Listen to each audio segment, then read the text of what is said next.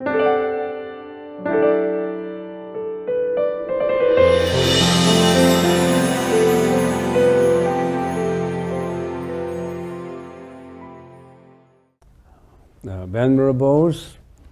devoted Buddhists, after the busy week, we all come from different places to learn the Dharma, which is deeply commendable. Today's Dharma talk, transform your consciousness, transform your life. We are trying to apply Vijnaptimatrata wisdom to daily life. Vijnaptimatrata in the Chinese language is Waisik, or mere consciousness. Traditionally, when we talk about the Dharma, we usually bring out a lot of terminology, but sometimes we forget to apply what we learn in daily life applications. So we want to change from a traditional approach to a case study approach. We're trying to bring our case and use consciousness to resolve the matter, how to apply what you learn to a real life situation, a real life scenario. Before we analyze the case, we need tools. We need tools to work on. So I need to give you a cram course. I think in learning Vijnaptimatrata, the most important is to, like in any kind of meditation, you need to concentrate. Don't wander your mind away. You have spent so much time in traveling and here from various places. Some of you came from Samjan, right? Those who came from Samjan or other places other than Hong Kong, raise your hands. There are a couple, very conscientious couple. They came all the way from Samjan and to come here. So, and we got some people coming from Canada too. So, what do? We are trying to cram the information into about 1 hour and use that 1 hour information to resolve problems. Okay, let's start. Concentrate, focus. What is meditation? Meditation is in two parts. The one part is samatha, ji. The other part is vipassana, gun. Ji tong gun ma. What is ji? What is concentration? Is don't think about anything else. Concentrate, focus. That is ji. Drop all your wandering thoughts and try to listen carefully. What is gun? Gun. Vipassana. Absorb the wisdom. Absorb the wisdom. Absorb the concepts. Oh, let's begin. Okay. Mental experiences. You got that notes in your hands, right? Mental experiences. The whole Vijnaptimatrata, or mere consciousness, is in this one diagram. Everything about Vijnaptimatrata, mere consciousness, is all in here. You just expand on it. Mental experiences is about a mind. Vijnaptimatrata, why you say mere consciousness, is nothing but the mind. Whatever the mind can conceive, the mind can do. So mental experience. Now, mental experience, let's start with externalities. We have external environment. External environment, what kind of external environments do we have? We have objects, we have sound, smell, taste, and touch. What are objects? These are objects. You are my objects. Everything that is made up of neutrons, body cells, protons, electrons, they're all objects. Anything you can see, you can perceive, everything in front of you, objects. Sound, external sound, and then smell, what your nose smell. Taste, your tongue tastes, and how about touch? Touch is a broad summary of object, sound, smell, and touch, and taste. Touch is about interaction, tactility, and this tactility is not just about this touch, not just touching this and touching that, no. The interaction, it includes also the interaction in your body organs, all the interactions. So external environments includes almost everything in the universe, anything that is external to your mind. How do we interact with objects? The eye organs, when it is in contact with objects, eye consciousness is produced. Sometimes if my eyes look at an object, eye consciousness may not be produced. Why? If I look at you and I don't know who you are, and I don't care who you are, and I don't know what I'm looking at, there is no consciousness created in looking at you. Imagine your body as a company, and all these 5 senses are the front-end sales lady and salesman. They're interacting with the outside world. So these are the 5, let's say, sales lady of your body interacting with all externalities. No exception, unless you don't have eyes, you don't have ears, you don't have nose. When we get to the mentality side, there's the perception. Perception through the 5 sensory organs. Very important. You have to clearly understand how these consciousnesses are created. Next, cognitive process, including interpretation, rationalization of the perception. Your eyes can only perceive, but your eyes themselves cannot discriminate. It's the brain that tells this is red, this is Mr. Chen, this is round. It's just like a camera. The eyes is only the camera. It's the reflection inside that produces the images. So the first 5 and then plus the 6th consciousness, which is called the mano consciousness, the cognition consciousness, the 6th consciousness. If you can use an example to explain consciousness, the front end 5 sales lady or salesman, behind this front desk, there's a manager, the mano. His name is Mano. That's the manager that gives information to all the salesmen. So when the eye sees, the eyes know this is Mr. Chen. But who is this Mr. Chen?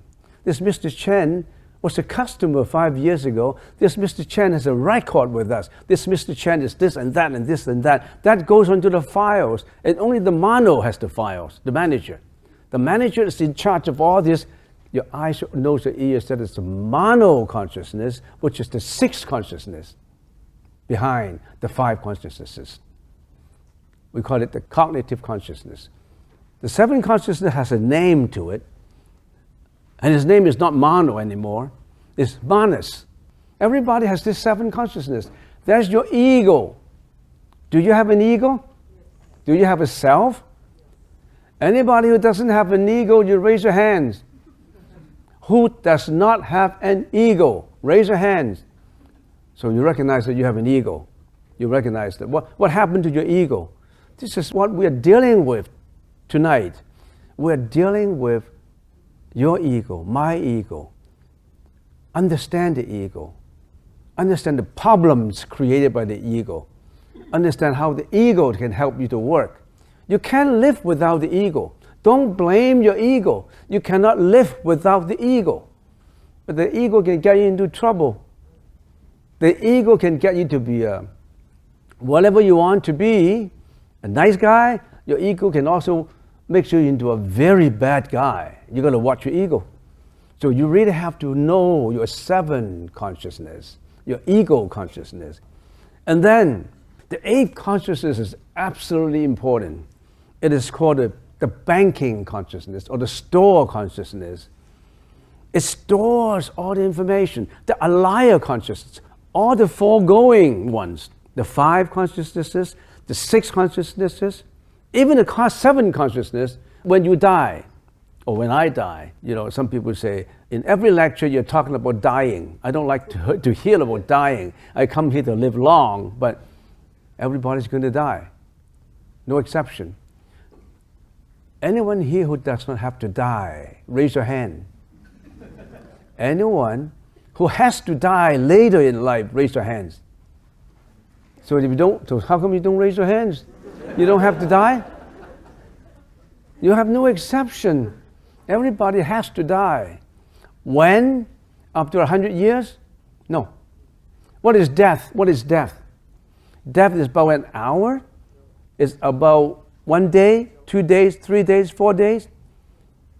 Death is as short as in between breath. How short is a breath? You hold your nostril, how long can you stand it? If you hold it for too long, you die. Some people say, oh, I'm sick now, I'm going to die in 7 days. Who knows? Maybe less than an hour. Nobody knows. Death is unpredictable. But people always don't think of death as unpredictable. They think they can live very long. That's the problem. The eighth consciousness is the store consciousness. And it stores all your information. If we take the computer as an example, the keyboards are the first five sensory organs. The keyboard to key the information. And what is the sixth consciousness? The mano, the manager. The programming inside, the memory inside. And what is this ego? The guy who's keying information. The guy who's keying information. So store consciousness is the chips. It stores all the information. It stores the information from previous lives. Many, many lifetimes ago. All your reincarnation in the samsara of life and death, all the energy that you created long time ago, all the bad energy, all the good energy, wholesome, unwholesome, neutral, all the good energy, bad energy, all the habits have been stored in this storage Alaya consciousness. And when you die, when your previous body die, everything's gone, and it's stored into an energy of Alaya consciousness, and roll into the next round of reincarnation. It zooms into your mother's womb, and then it gets birth. If you get born again. And in my first day, when I was talking about the 12 links of dependent origination, Paticca Samuppada, have you heard of that? Paticca Samuppada. Alaya consciousness is the eighth consciousness. These are the basic information that you have to know before you even can analyze the case tonight. These eight consciousnesses. And remember, this Alaya consciousness is how you reincarnate. This eight consciousness, can you see it? You can't see it. Can you see energy? You can't see energy. That energy is rotating in the samsara of life. And let's get on to the next slide. So far, are you okay? You stay put? You haven't taken off? When you're in dreaming, you're taking off. You're taking the airplane mode, you're flying up. I don't want you to take the airplane mode. You take in. You take in information. Rings the bell in your mind. Okay, next. Now this is the general picture. The general picture that you have the first five sensory organs, your six mano, which is your yisik, your seven ego, which is your manas, and your storage. Everything gets into the storage and roll into the next life. So you roll with your old habits. Why were some babies born and they already have built up some of their personality? Because they brought this personality from the old energy that's been so created. Some of the babies were born in rich family, some in poor family, some in the families that everyone is different. Why? Because the energy you so brought forward is different. Birds of the same feather flock together. You may be born in the family that is very educational because you have this educational storage energy in you, and you go to that family. So you are the master of your own fate. Not God, not Buddha. You created your own destiny. So let's blow up the Alaya consciousness, and we say, our eighth consciousness, Alaya consciousness, store all the karmic energy. And the eyes, the ears, the nose, the tongue, and the body are the sales lady and the salesman. The mind. You know, the manager is very skillful. It's the mind that instructs everything. It's the mind that leads you to do the ugliest behavior. It's the mind that leads you to become a saint. It's the mind that leads you down inferno. It's also the mind that leads you up to heaven. What is your choice? So, in practicing Buddhism, the main objective is to what? change your mind. Not change your nose, not change your eyes, your body, your tongue. Change your mind. So mind and the ego center is the separate consciousness. The storage consciousness, I have to do a little bit of talking so that you know what I'm talking about. What does it store? It stores all the karmic seeds, all the karmic energy. And also in your mind, sometimes you can imagine your mind as a British Parliament. You know what a parliament is? A parliament contains ministers, right? Housekeeping ministers, party ministers, the favorable ones and the unfavorable ones. So the storage consciousness contains wholesome emotions and unwholesome emotions. Just like all these 8 consciousnesses, they have ministers. They are kings, the 8 kings. They have ministers working for them. And these ministers contain housekeeping ministers who don't take sides, who just make sure the house is clean. They don't take sides. There are 4 undetermined ministers. You can change them to be better, or you can change them to be worse. There are also unwholesome ministers. Your greediness, your anger, your ignorance, your arrogance, your doubt, your wrong views, your hatred, your vengeance, your vexation, jealousy, hatred, flattery, deceiving, harm. You've got that in your mind. Everybody has these 26 unwholesome ministers in your mind helping you to do unwholesome things. That's why you cheat. That's why you're greedy. That's why you do a lot of unwholesome behavior. 26 of them. You must understand them. Which Naptimatrata, or the study of consciousness, is to train your unwholesome ministers, unwholesome mental functions, to be wholesome. Change your mind to be wholesome. And then you think that all the ministers are bad in your mind? There are 11 good ministers in your mind. Faith, joy, equanimity, diligence, guilt. You feel guilty? Feeling guilty is good. No greediness, no hatred. I'll go into a little bit detail later. And in modern terms, they don't call it that way. That's the Buddhist terms. They call it depression, sadness, bipolar, fear, phobia, despair, anxiety, helplessness, self-abasement, self-pity, panic, phobia, worry, nervousness, insecurity, ADHD. You have ADHD? Laziness, social anxiety. If you don't have any of them, please raise your hand. Do you have bipolar? Do you have depression? Do you have ADHD? A lot of kids have ADHD these days. I don't know why. More than before. More than when we were kids. As far as I can remember, my fellow students when we were kids, we don't have a lot of ADHD kids. But present day, they have a lot of ADHD. When every thought arises, there's a lot of bad things coming up at the same time. We call them concomitant mental functions, concurrent mental functions. How many of them are produced at the same time for every thought that arises in your mind? General interactive functions. When every thought arises, there must be attention, contact, sensation, perception, and volition. 5 of them.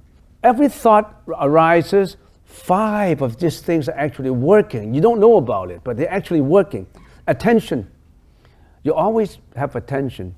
If I want to do something and I don't pay attention to it, I wouldn't be doing it. So there must be some attention. But some people have very strong attention. Some people have very weak attention. Then you have contact. What is contact? I'm in contact with the flowers. If I'm not in contact with the flowers, I don't know it is flowers. So it's in contact. Sensation. When I see these flowers, I feel happy. I dislike it. Or I loved it. That's a sensation.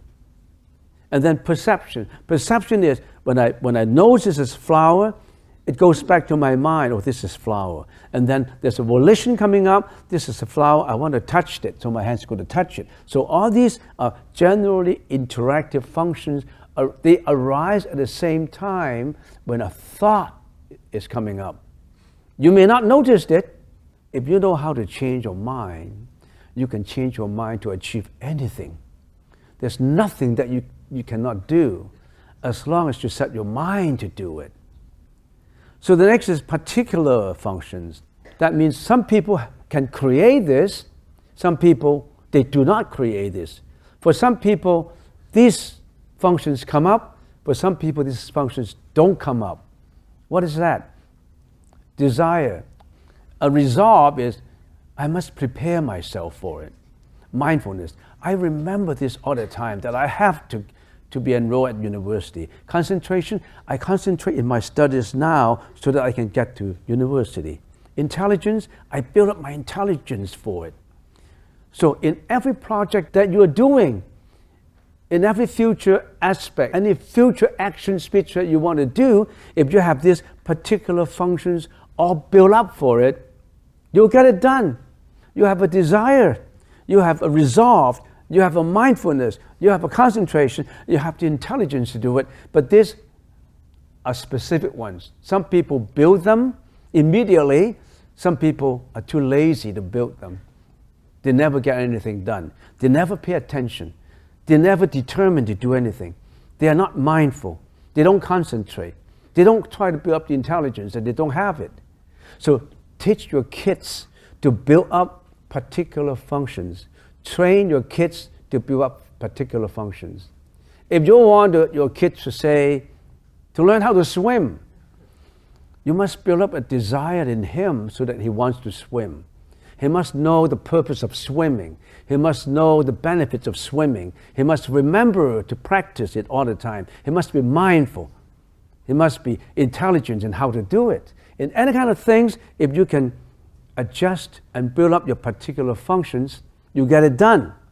If you don't build up these functions, you don't get it done. This is the study of consciousness. When you study with Nabdi-Matrata, don't just memorize the terms. Page 1, you memorize to page 10 every day. It doesn't help you because you're memorizing it without knowing about it. Okay, next. In every thought that you have unwholesome functions. You have all kinds of mental afflictions in your mind, you don't even know about it. You have 6 root mental afflictions, 8 primary mental afflictions, 2 medium mental afflictions, klesis, or what you call emotions, negative emotions. The minimal ones is 10, it's 26 of them. I'll list it out for you. Wholesome mental functions, 11. 4 indeterminate functions, these are not determined. Regret. Regret could be good or could be bad. For any good things you have done, you feel regretful about it, that's bad. For any bad things that you have done, you regret about it, that's good. So regret is undetermined. This minister is undetermined. You want to change that to regret on bad things. Don't regret on doing good things. Drowsiness, same reason. It could be negative, it could be positive. Investigation could be negative, could be positive. Scrutiny could be positive, could be negative. For those who study with Nabdi-Matrata, you want to change these indeterminate ministers to be good ministers so that you have a strong hold in your mind to do better. 4 of them. So when you add all this together, how many mental functions are there? 51. All these 51 mental functions everybody has. Can you train them to be better? Can you train them in your favor? Can you train them that you can be more successful? Can you train them that you can improve yourself? Can you teach your kids, can you teach your students about how the mind works? Can you do that? If you cannot, you raise your hands. If you can, raise your hands. How about those people who don't care to raise their hands? They must not be teachers in the first place. And you're a teacher, so you're raising your hands, that's good. that you are teachers. You want to show how your students can improve by knowing, by managing your mind, managing your thoughts, managing your mental functions. I plan to spend 1 hour talking about this, and I only have 6 minutes behind. So what do? I usually run behind time. I don't know why. I have so much to say, and I want you to go home with some really valuable in one's lifetime information so you can use. This is the Buddha's information. I don't create this information. I got this from the Buddha's teachings. You can do the same thing. It's just I want to merge it into daily use, to apply it in real situations. Okay, unwholesome mental function, I'm going to go fast. Root, greediness, anger, ignorance, arrogance, doubt, and false views. These are the bad ones, unwholesome mental functions. Everyone has these mental functions. The primary ones, disbelief, laziness, indolence, thoughts wandering, torpor, forgetfulness, distraction, false understanding. The medium ones, shamelessness. You have no shame, no guilt. 10 secondary ones, hatred. When it is expressed, it's called hatred. When it's hidden, it's not hatred anymore. Vexation, jealousy, harm, parsimony, pride, concealment, flattery. Wholesome functions, faith, diligence, calm, equanimity, modesty, shame, non-greed, non-hatred, absence of delusion, harmlessness, and vigor. You are a minority government. You have 26 really bad, unwholesome ministers guiding you what to do, whereas you only have 11 good ministers guiding you how to do good stuff. Poor. We're in danger. It's risky for us. I finished a cram course in giving you about the 8 consciousnesses, all the mental functions. Some people were born with very good ministers, very strong ministers, and everything they do is always on the right track. They're always intelligent, they always have a lot of wisdom, they're always compassionate, they're always helpful, they're always good at schooling. Hong Kong has 7 million people today, and how many people are actually coming for a course to learn how to be a better person? Only about 300 people in here. So you're already the people who are enriched with all these wholesome ministers. I hope you can carry on like that. Yeah. I'm going to talk about some general concepts, the interaction between consciousness, karma, and emotions. As we navigate through the cycle of samsara, birth, death, and rebirth, the stored consciousness carry these seeds, karmic seeds, from one life to the next. At death, while our physical body and personal consciousnesses dissolved. You know when we all die, the brain no more. The foregoing 6 consciousness no more. The ego consciousness gather all this information, but at the junction of death, shrink into the stored consciousness. The stored consciousness leaves the body. It's the energy that reincarnates. So when you die, it leaves your body at the last moment. Remember, at the juncture of death, when we all die, sight is often reported to be one of the first senses to go, to diminish, as the brain's ability to process visual information vanishes. And then the breathing, the air, it becomes erratic, it becomes aborted. It's a kind of phenomena, some medical doctors say, it's Charlie-Stokes respiration. Your hearing is almost the last to go. So when a person dies, he still can hear you. He can see you, he can taste. He still has the listening. After death for about 1 or 2 hours, he can still listen to you. And please don't argue about the estates left behind at his sick bed. Don't struggle. Okay, brother, you got 10 million. I got 20 million, okay? The sister's got nothing. So they all argued about it, and this old man, you guys, when I die, you're struggling for my estates. I'm not going to die. I'm going to be a ghost following you guys and see what you guys are doing. Please, mom, this is the last minute. You already live up to 96 years old, and the time is due for you. And please be reborn in the Pure Land. Don't think about us. Don't think about us. We know how to get the key from the bank manager and open your safety deposit box. And I know where your diamond rings are. And I know what your last will. And you don't worry about it. I know where the key is. It's under your bed and under your pillow. Hearing is almost the last to leave. And the very last to leave your body is your Alaya consciousness. Your Alaya consciousness leaves your body at the last moment. Leaves your body through 6 places. Here, here, here. I'm not going to talk about it. I have to carry on, okay? So it leaves your body and becomes a bottle stage. A bottle stage. 叫做中陰身. That bottle stage is wandering everywhere, waiting for the lady to zoom into the belly button, become another baby. Or roaming about every place with the karmic energy and finding, it depends on what happened. And some people, they don't want to go. They're attached to their body so much, they're attached to a family so much, they're attached to their wealth so much that they don't want to go. They still want to linger around. In the house, at home, everywhere. And as time goes on, they're still lingering on, they're still waiting. So I have read some sutras that in some situations, there are people of the Ming or Qing dynasty still waiting for their loved ones.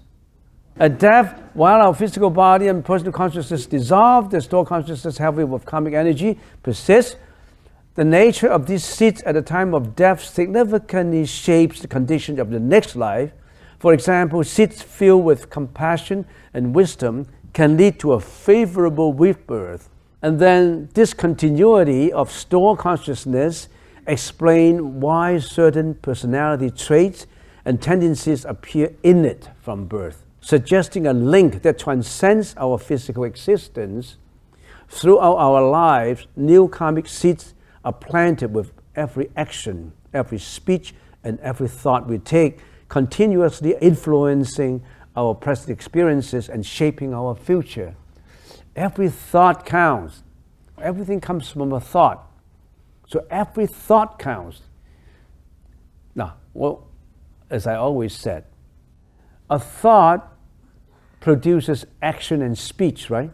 Every action, every speech is from a thought. A thought produces action and speech. When actions and speech are repeated and repeated all the time, it becomes what? Becomes your habit, right? When certain actions and speech are repeated and repeated, so repetition is very important. It becomes your habit. When habits are repeated and repeated and repeated all the time, it becomes a what? Personality. And your personality determines your destiny, your fate. So when you want to change your destiny, change your life, what do you change? You change your thought. You improve your thought. Because everything starts from a thought. Watch your thought, man. Watch your thought. It directly influences you. Don't produce bad thoughts. The concept of karma, every action, whether it's a thought, a word, or a deed, initiate a sequence of effects that eventually return to its originator. That's the Newton's theory. An energy goes out, it bounces back to the opposite direction. Much like Newton's third law of motion in physics, which said that for every coming energy, there's an equal and opposite reaction. There's always a reaction coming back to you. Watch your thought. Watch every action. Watch every speech you said.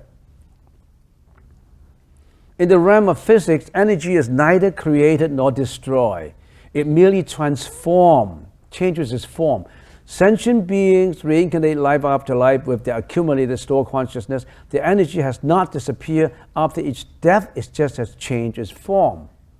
So far, we have learned the 8 consciousnesses, the concomitant mental function, the relationship between consciousness, karma, and reincarnation.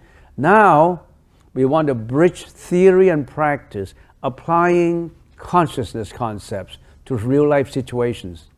Okay? And in doing it, we want to demonstrate real-life relevance. how these theories manifest in everyday situations, making the complex dynamics of consciousness and emotions more understandable and relatable. Next, practical application, specific strategies and mindfulness practices that can be employed to manage and transform emotions effectively. Next, transformation potential, the profound impact that understanding and applying these concepts can have on personal growth and emotional resilience. You got a piece of paper in your hand.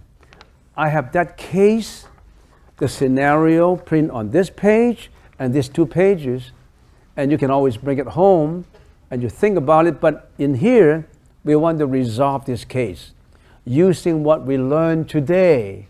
We want to apply what we learned today to this case. What is this case all about? Let's deal with this case. We're doing a Harvard case study approach. We give you a case, give you all the problems. You have to identify those problems, design methods to solve these problems, and then the problem is solved using Buddhist teaching, the applications of Buddhist psychology. Next, let's go. Emotional contagion, transfer of emotions. There's a difference between 2 things about emotion. One is the transfer of emotion. The other one is the letting go of emotion. It's different. A case study of mere consciousness. Let's analyze this case by knowing the details of this case. Let's find our scenario. One morning, Mr. Lee walked into his office as usual. His day took a sharp turn when his boss, Mr. Chen or whoever, visibly upset, holding a letter filled with typo errors. The boss voiced his disappointment loudly. His frustration was clear. A lot of mistakes in here. Look, in the office they say, what is this guy doing? A lot of typo errors. He wants the office manager. Mr. Lee walked into the office. His boss was all infuriated. And Mr. Lee realized he had asked his secretary to type the letter the previous night. It was late, and he hadn't checked her work. He apologized, but he felt his boss was too harsh over some small mistake that could be fixed. Mr. Lee said in his mind, it's just a few typo errors. Why did my boss always yelling at me? The whole office knew about it. He didn't have to yell at me just for some typo errors. Everybody knew about it. I was humiliated. Now that situation always happened. Mr. Lee was scolded by his boss for some very small things. This interaction left Mr. Lee upset. He felt angry and humiliated. The whole office knew about the incident. That these negative feelings stayed with him all day. He wasn't happy and following him home. Very unhappy. He was scolded, everybody knew about it. He didn't lose his face. He didn't feel happy about it for something very small. Why do you have to yell at me? I've been working for 30 years. I've been responsible for the success of the company, and you yell at me for a few typo errors? I was ready to quit. So what happened next? Let's study the case situation first, and then we'll find out some Buddhist methods to resolve this case. It was Mr. Lee's birthday also on that date. His wife had prepared a special dinner for him, hoping to surprise him with his favorite dishes. At the dinner table, she served him with a smile. She didn't know about the storm of emotions inside of him for something happened in the office. Everybody understood? Raise your hands if you understand so far. The case, the details of the case. If you don't understand the case, you cannot resolve the problems, right? Okay, next. Mr. Lee was still upset with what happened in the office. When she seasoned his food, it triggered Mr. Lee's frustration. Season is to put salt or black pepper. He snapped, why is there so much salt in this? We need to watch our salt intake. Can't you remember that? You are ruining my health. Because he was so angry, he brought his anger home. The anger was transferred from his boss to Mr. Lee, and now from Mr. Lee to his wife. So angry. His birthday, his wife was shocked. His wife loved him so much, he wanted to prepare something special, but he was being scolded at and putting some more salt onto the plate. Her intentions were good. She wanted to make his birthday special. Now the evening was turning sour. The evening was terrible. I thought the salt was just right, she said, her voice shaking. I spent a whole day preparing this. Mr. Lee responded, it's not just about the salt, isn't it? It's about paying attention, about caring. They started an argument on a birthday. They started an argument. That happened all the time. They started an argument. Things turned sour on the birthday. Their son, Jason, watched the argument unfold. Why are you guys fighting on a happy day? It's Dad's birthday. Shouldn't we be happy on birthday? The child asked. At this juncture, the family cat, I don't know her name, sensing the tension, approached Jason. Overwhelmed, Jason kicked the cat away because Jason was mad too. The cat ran out of the door and across the street. That happened in Canada, not in Hong Kong. Because on the 30th floor, how they went out, chased out to the street. That scenario happened in Canada when they lived in a bungalow where the cat can rush out to the road. The cat ran out the door and across the street. A driver swerved to avoid the cat, yelling, "Damn cat!" His car hit a dog walking nearby. Poor dog. He turned his car away because of the damn cat coming out. The impact was severe. The dog did not survive. The dog suffered. The dog died. The Lee family came outside. Everybody came outside, shocked by the commotion and the tragic outcome. This series of events started with Mr. Lee's morning at the office. The boss scolded at him. It shows how quickly emotions can escalate from Mr. Lee to his wife, to their son, to the cat, and eventually to a driver, and eventually kill an innocent dog. It's a harsh reminder of how our emotions can ripple through our lives and beyond. Something very small happened. It's just the boss scolding Mr. Lee, and the whole series of events escalated. The emotion was transferred from the boss to Mr. Lee, from Mr. Lee to the wife, from the wife to Jason the son, from Jason to the son, to the cat, from the cat to the driver, and the driver killed the dog. Just a small thing happened in the daily life situation, but that could happen in a much macro scale that can kill millions of people, that can be responsible for crime, that can be responsible for broken family, that can be responsible for criminal offenses like killing, yelling, fighting, cheating. How do we deal with this? This is the case detail that we have studied, and what we're going to do next is how do we resolve this kind of situation? This is emotional transfer. What kind of method in Buddhist teaching to resolve this? Why don't we use the 4 contemplations? Now, before we try how to use the 4 foundations of introspection to let go of emotions, let's find out how to do it.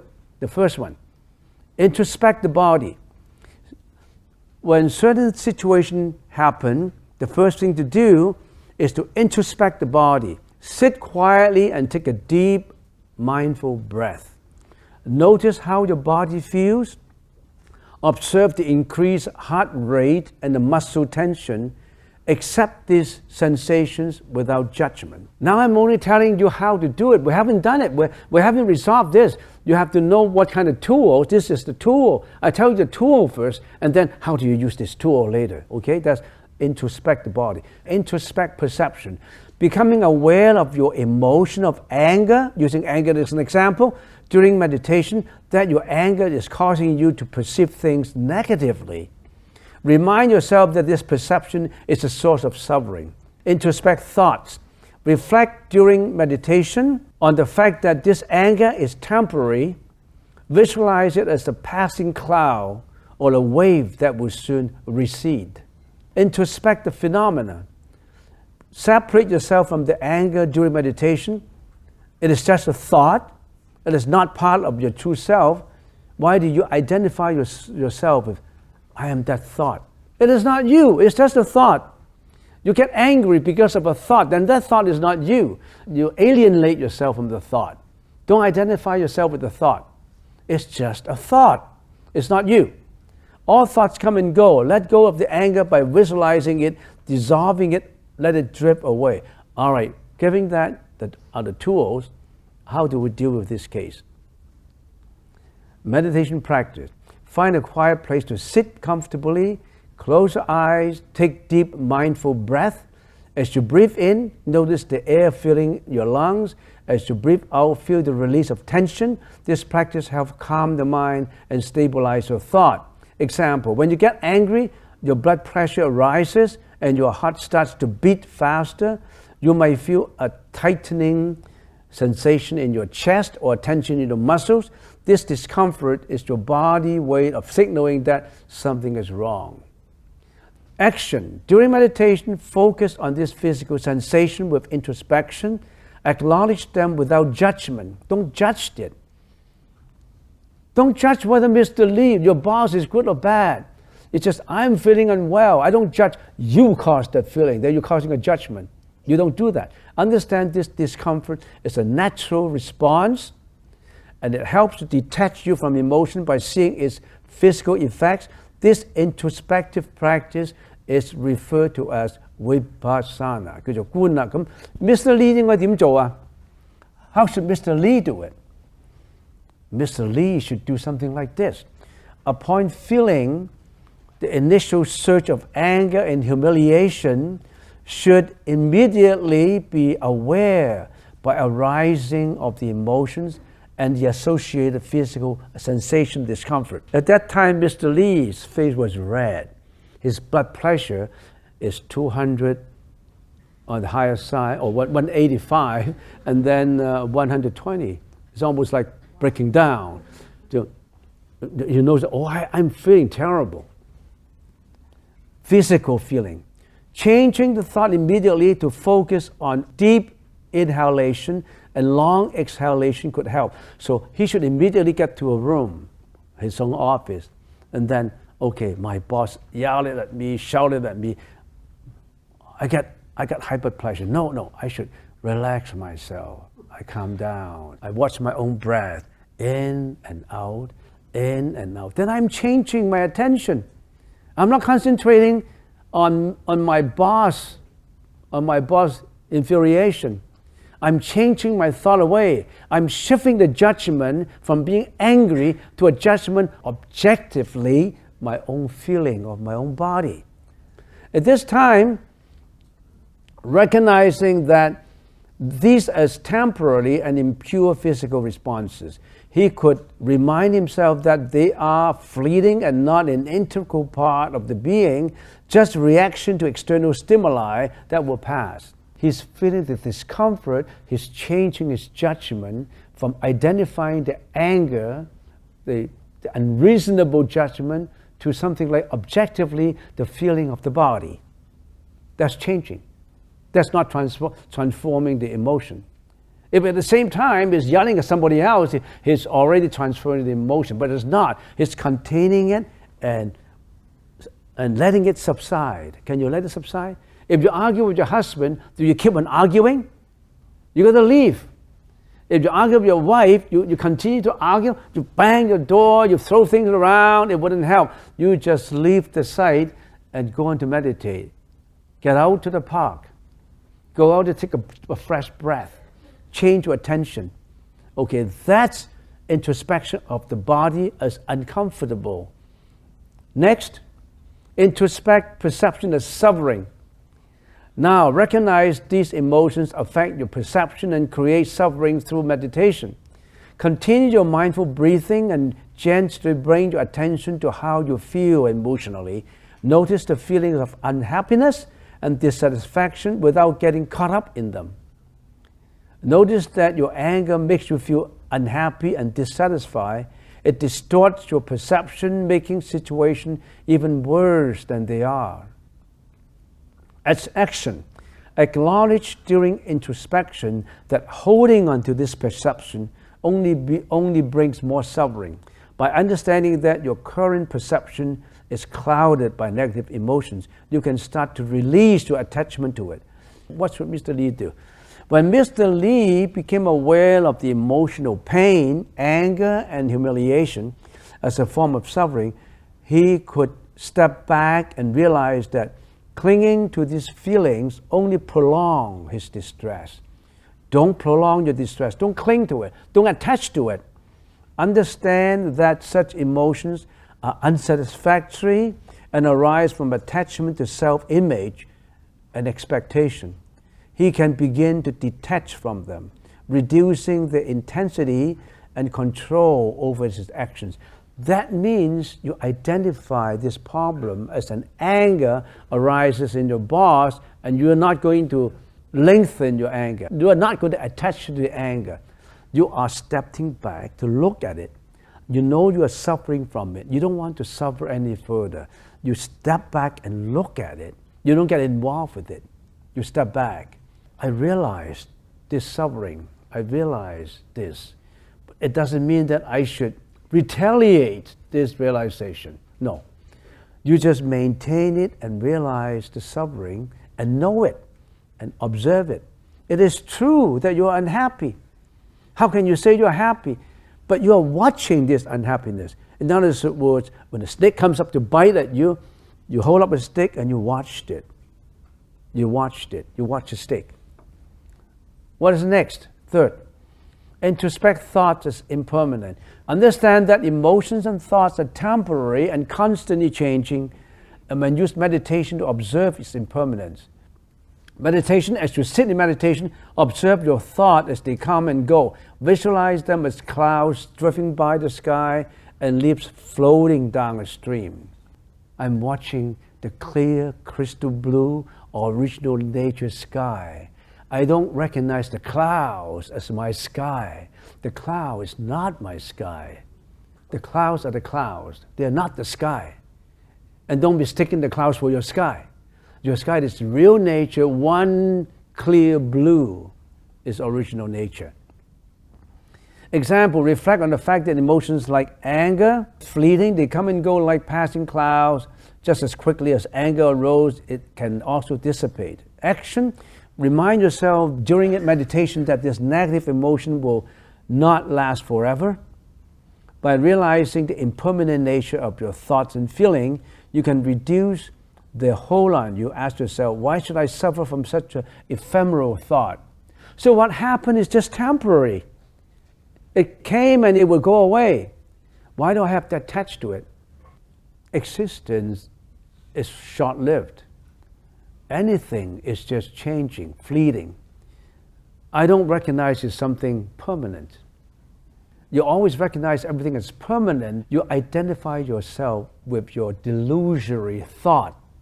That is only a thought. Don't identify yourself as that thought. That thought comes and goes. The boss anger thought, the thought of anger comes and goes.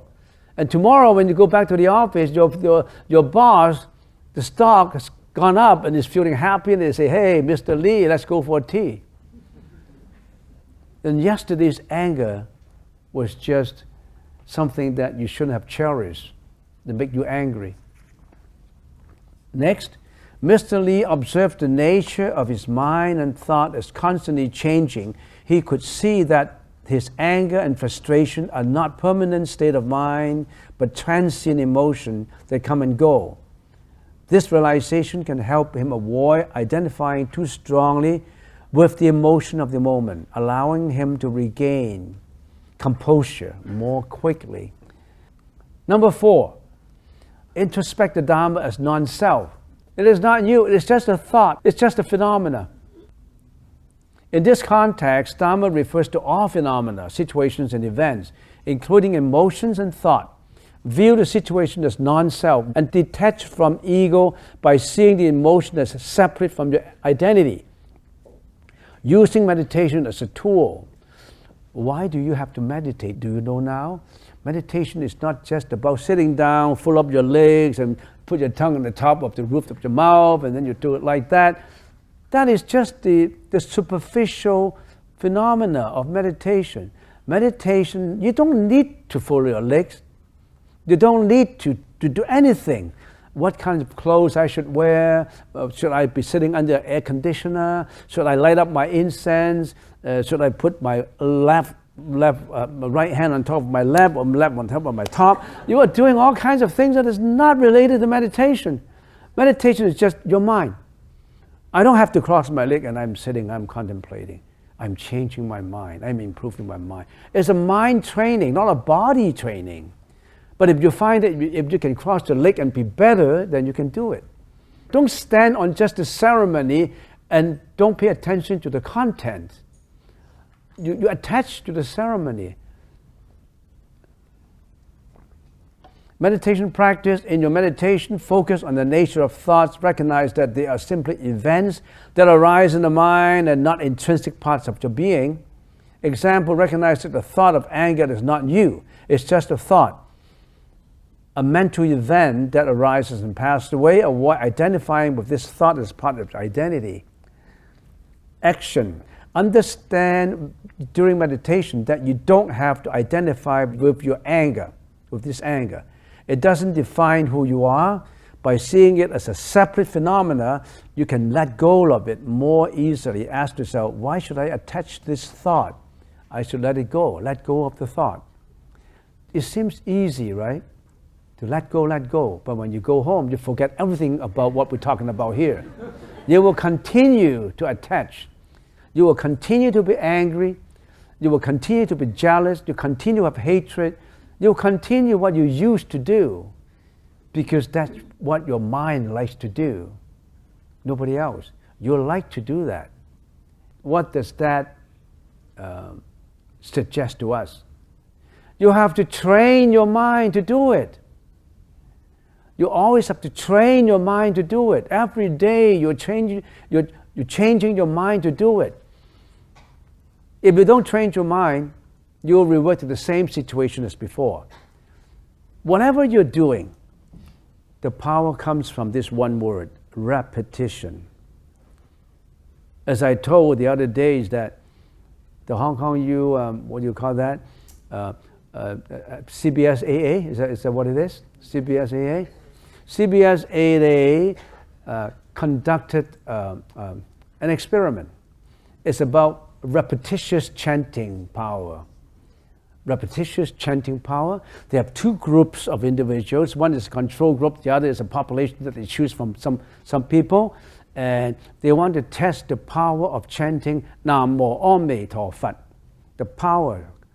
And they have a conclusion. I'm going to tell you only the conclusion. You can take a look at, your association to distribute that project, the conclusion of that project, that if you repeatedly chant, the power comes.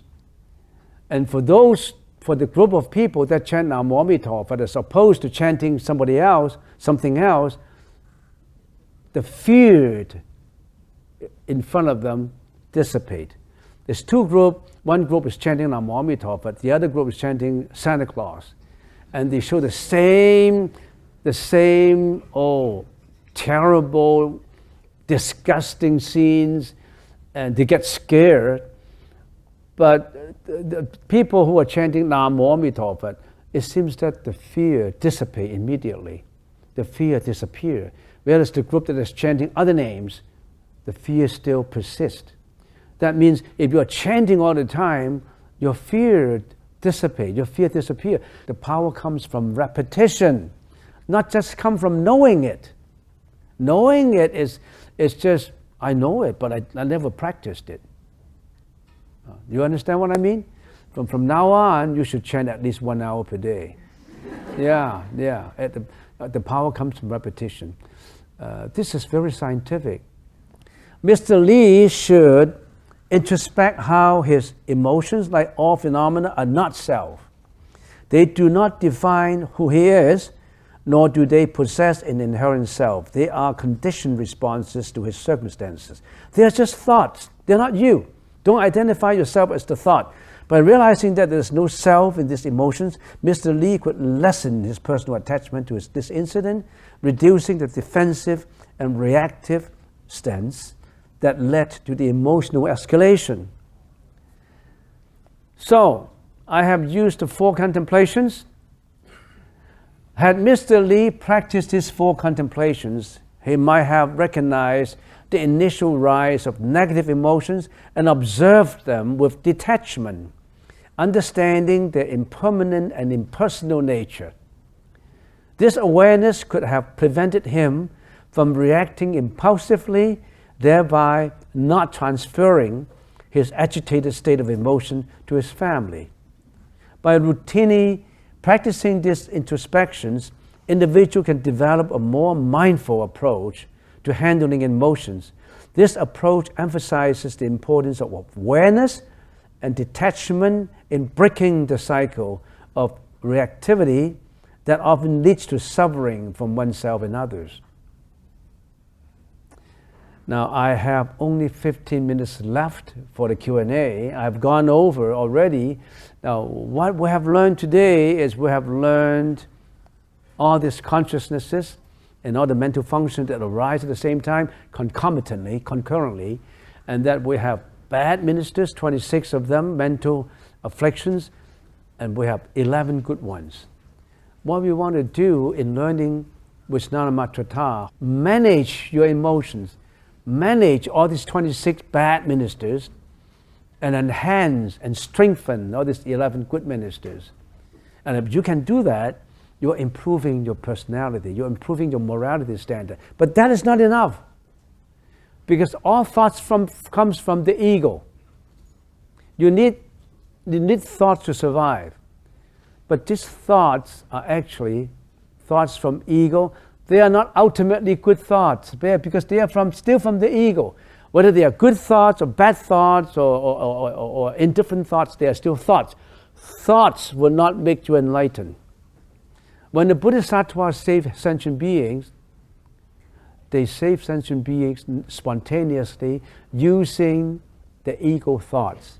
But when they don't have to enlighten beings, they are in no thought. When you find that you have no thoughts in you, you are a Bodhisattva.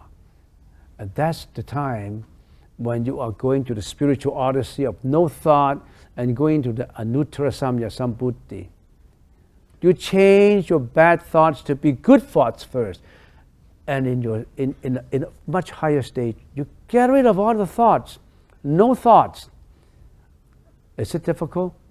Extremely difficult to have no thoughts, because you always comfortably group these thoughts and sit in your thoughts to live. We're always talking about improving our thoughts, enhancing our thought to be a great man on earth, but that's just a temporal affair. You have to go through the spiritual odyssey of going into no thought. Detach from your ego. No more ego. But you need the ego to survive. You can't live without the ego. But it's wrong to have the ego. You've got to go beyond the ego. I don't know what I'm talking about. Maybe I don't even know what I am talking about. Yeah. Okay. So I only have 5 minutes left. First question, may I know what is the difference between Mano and Manas, the 6 and 7 consciousness? The Mano consciousness is like the manager of a company that supervises all your senses. Your eyes, your nose, your ears, or the front-end salesman. And the manager, that Mano, the manager, has the ability to go into the archive files. They can dig up the client's past information. You cannot, because the eyes can only see the present moment. The eyes cannot see yesterday's events. Yesterday's events or the year before has those are the information stored in the file that only the manos can see. And the mano make all the decisions of the company. Not you, not the salesman. The mano is the manager that manages the whole company. And the manas, if I can give an analogy of the company, the manas are the directors. The directors don't care. They only care about making money. They only care about the stock prices always going up. The board of directors want to make sure that manager or CEO, who is actually a glorified manager, okay, you got to make all the profit for us. And this directors, the manos, they only care about the ego. They only care about their own. You purify your manos into what? Into prajna, into the highest wisdom. You purify your mano into wisdom. But if I can give you an example, the mano, the sixth consciousness, is the skillful manager that is responsible for the rise and fall of the company.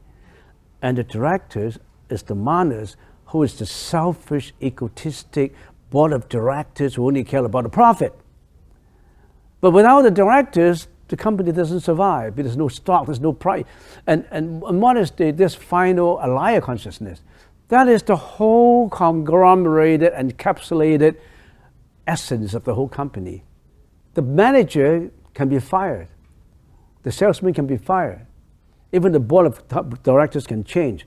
But however, that essence of the company is always there. Whether it's a failing company or a glorified company, it's still there. That's the whole thing. Okay, is there any way to change the eight consciousness of our diseased one for the better, for loved one? If so, how? You mean change the eight consciousness of the person who passed away for the better? If you can change it, you don't have to study, you don't have to practice. Dear Venerable Guan Cheng, could you English explain the meaning of 無眾生相受者相? Thank you very much. 無我相 is no ego anymore. 無人相, there's no other than the ego, which is another individual. 無眾生相 is multi-individual.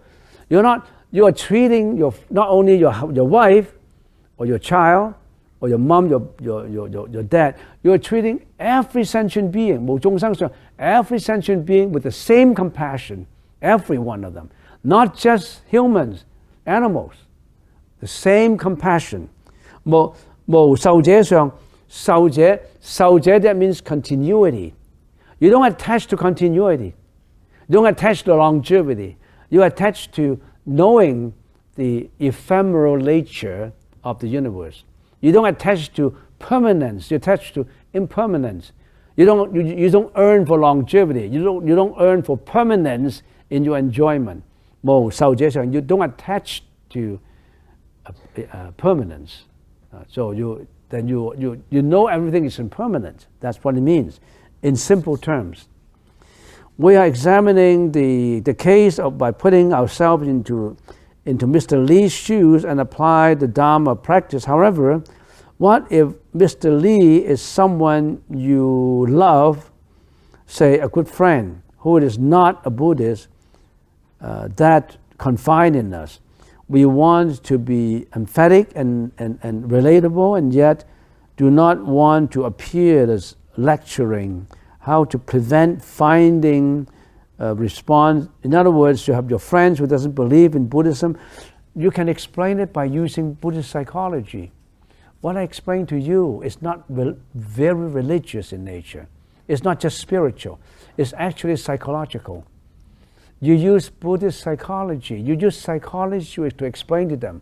You immediately change your thought to realizing that you're uncomfortable. You have hyper pleasure. I don't want to attach to that anymore because I have hyper pleasure. I'm contemplating on my body. Contemplate the body is impure. Contemplate my feeling as unsatisfactory. Now I'm feeling unhappy, which is normal because somebody scolded and you get angry at you. Now I'm changing my thought of being angry at my boss, at everybody else, into I feel uncomfortable, I feel sad. 觀心無常, 無常 is impermanent. Right now what happened would go away, it's fleeting. Next day could be another day that my boss would be smiling at me because his stock prices has gone up. We don't know. So always thinks that it's going to change. It won't stay the same. Nothing stays the same. So why do you determine that that thought is permanent? That thought is not permanent. It's temporary. It will go away. My depression is going to go away. I'm absolutely depressed now. I'm crying now, but I know in my mind that this crying is not going to be forever. And if this is gone, I'll be coming out smelling like roses. I'll be happy again. It's not permanent. Okay. 觀心無常，觀法無我. There's non-self. This anger, this thought is not me. Why do I have to identify this thought as I? I attach to the thought. This thought is non-self. It's not me. I don't want to identify myself with this thought. This is just a temporary thought that would be fleeting, that would go away almost like next day it will go away. So you use this thinking to detach yourself from that attachment, letting go of it. My job requires me to think about money all the time. I don't know what kind of job you have. You think about money all the time. Why don't you detach yourself from being greedy about the money and try to do a good job with counting your money? In real life situations, especially a place packed, like in Hong Kong, we always encounter things to noise, people bumping into each other. How do we minimize the impact from external environment to emotions, meditation immediately? Well, it's congested, but being in a quiet environment all the time, you will say, how come this is so quiet? You're always not satisfied with what you have. You know, people nowadays have enough to live by, but nothing to live for. They have enough material. But they don't know the purpose of life. They don't know the meaning of life. I recommend you a book which I like very much, Man in Search of Meaning by Viktor Frankl. And that's about a man who was in a concentration camp in Auschwitz, who is about to be gassed to death. Most of the 90% of the prisoners in the concentration camp, in the Jewish camp, were about to be gassed, and he was one of them. And all these people surrounding him, thousands and thousands of them, were killed in the concentration camp. But you heard of the Second World War Jewish concentration camp in Auschwitz? And then this man was able to survive because why did he survive? By the way, he was a psychiatrist. He had a meaning that he has to fulfill. What meaning? I wanted to know where my wife and my daughter is. When I go out of this camp, I want to look for them. I want to know where they are. He always have a meaning in life, but that meaning does not have to be, I want to be a billionaire, I want to be a, whatever. I just want to know where my wife is. I want to survive to see them, but I will look for them. Because of this meaning in life, he has a meaning, he survived all the severe hardships, and he was able to survive. And he walked out of the camp, and he wrote this book, which was translated into many, many languages, Man in Search of Meaning by Viktor Frankl. Have you read this book? Raise your hand if you have read this book. Oh, you read this book? Oh, that's a very good book. Did you read the Chinese translation or the English translation? It was written in German, translated in many languages. It's really good. It's a thin book. And there's also a book I like very much. It's not a book, it's an essay. And this essay was written by Helen Keller. You know who is Helen Keller? Raise your hands if you know who is Helen Keller. Helen Keller was born blind, deaf, nonverbal, couldn't speak. Nowadays, if we say in a derogatory way, mute, can talk, cannot see, cannot hear, cannot talk. And she wrote an essay, and it was called 3 Days to See. If I were given 3 days just to see something, I would be happy. Because she was blind, right? That essay, have you read that essay? If you read that essay, raise your hands. 3 days to see. 3 days to see. It was a very meaningful short essay. And what in the essay she talk about this? I always ask my friend who had just returned from the forest in springtime. And I asked my friend, what do you see in the forest? And I always seems to get the same answer. Well, nothing in particular. Nothing really in particular. And then Helen Keller wrote, I can't imagine how people who can see, who can hear, who can hear, who can see, had a leisure walk in the forest in springtime. When he came back from the forest, he had no comments about it. He heard the bird songs, he heard trees, he see plants, and when he came back, he had no feeling about it. Me, who is blind, deaf, I didn't have a chance to see the trees, the flowers, and the grass, and I couldn't have a chance to see the chirping of the birds. And I treasure and value. If only I have 3 days to see, I would really value my 3 days. And this gives us a lesson. We, as individuals who already have what we have, we never value what we have. We always think about things what we don't have. We have eyes, we have ears, we have nose, we have everything, we're still healthy. Always thinking about what you don't have, what you want. You don't think about the things you already have. You have a life to live. Don't always look for things that you don't have. Think about the things that you already possess. You have eyes, you have ears, you have nose, you have everything you possess. And what do you still want? Be satisfied. The meaning in life is not just to upkeep your physical body. You have a breakfast every morning, you have brunch or lunch, and you go to work, and you raise up your children, you have a wife, you have a house, and then you raise them up, and then your children married, and you become old, you get into a nursing home, you die. Is that the only meaning in life? The Buddha told us, no. That is because of the karmic energy that you carry forward, that you have to live that way. That is not the real meaning in life. The real meaning in life is get away from samsara, get away from life and death. And by being an individual, by a human, you have that chance to get away from life and death. Practice until you get away from life and death. Don't roll into the next round of reincarnation. The next one will be worse than this one. What's the meaning of life? You finally wind up in a nursing home, every one of you. So we have to stop at this point, and hopefully we're going to meet in the near future. Thank you very much for coming. And I would like to extend my gratitude to the organizers of this event. Without their work, this event could not have come true. And I really thank those who come here because they don't understand the Cantonese language, and they don't come here for an English session. And I hope that my English session would be sufficient to let them understand and get absorbed into the Dharma mode, not taking up but taking in all this wisdom in them, and then try to improve. Don't roll into another round of reincarnation anymore. Don't get into samsara anymore. Go beyond. Go beyond life and death. And that is in the Buddhist teaching. Go beyond life and death. No matter how rich you are, how poor you are, life is going to come to an end. Don't waste this.